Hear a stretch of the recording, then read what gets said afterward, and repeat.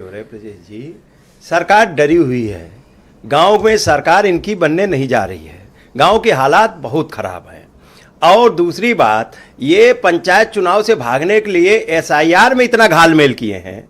Voter list गांव में ही एक ही गांव की वोटर लिस्ट वही सरकारी कर्मचारियों ने बनाई है। पंचायत चुनाव की अलग है उसमें, और विधानसभा की अलग है, और भारी आंकड़ों में फेरबदल है, करोड़ों में। तो ये 4 करोड़ एक्स्ट्रा वोटर जी, 4 करोड़। तो यही इम्प्लाई है, यही सरकार है, वही डीएम है, वही एसडीएम है, अब वही डीएम, वही एसडीएम, वही बीएलओ है, और वही बीएलओ। उसके बाद में घालमेल। तो सरकार ये घबराई हुई है, जनता में इनका विश्वास खो चुका है। अब ये सोचते हैं कि विधायकी के पहले कहीं गांव की प्रधानी का चुनाव आ गया, वहां तो इनकी सरकार गिर जाएगी। नहीं, 22 में भी तो यही हुआ था कि 22 के पहले 21 में इन्होंने चुनाव करा। इनकी क्रेडिबिलिटी रही है। इन्होंने तो कोविड के दौरान भले लोगों की मृत्यु हुई हो, लेकिन उन्होंने चुनाव कराया था।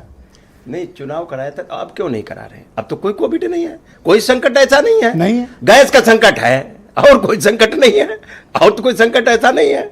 लोग, क्योंकि जनता इंतजार कर रही है, जिनको लाइन में लगाया था, वो जो जिस पे सरकार का आदमी हाथ रखेगा वो जनता उसी के खिलाफ है।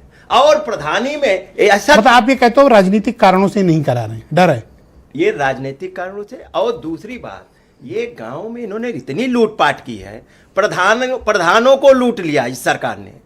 प्रधान से रैली में भीड़ बुलाने के लिए, पोस्टर छपवाने के लिए, नेता विधायक बैनर छपवाने के लिए, मंत्री कोई जाता है तो खाने तक की व्यवस्था गांव के प्रधान से मंगवाते हैं। और जो गांव में समाजवादी कार्यकाल में माननीय अखिलेश यादव जो नेताजी के कार्यकाल में गांव की पंचायत निर्णय लेती थी कि क्या क्या डेवलपमेंट होगा, अब ऊपर से थोपे जा रहे। अरे स्कूल बना है तो अन्य मदों में खर्चा। बहुत शुक्रिया। मैं सुरेंद्र राजपूत जी को इस कार्यक्रम में आमंत्रित करता हूं।